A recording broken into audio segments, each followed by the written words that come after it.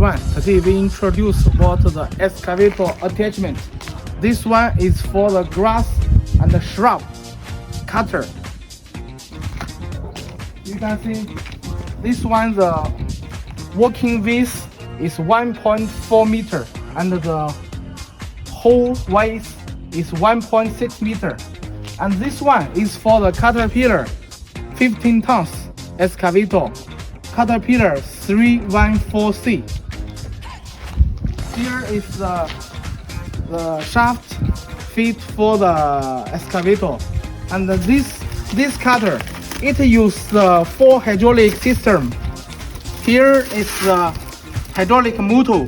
The motor drives the cutter to do the work. Thank you.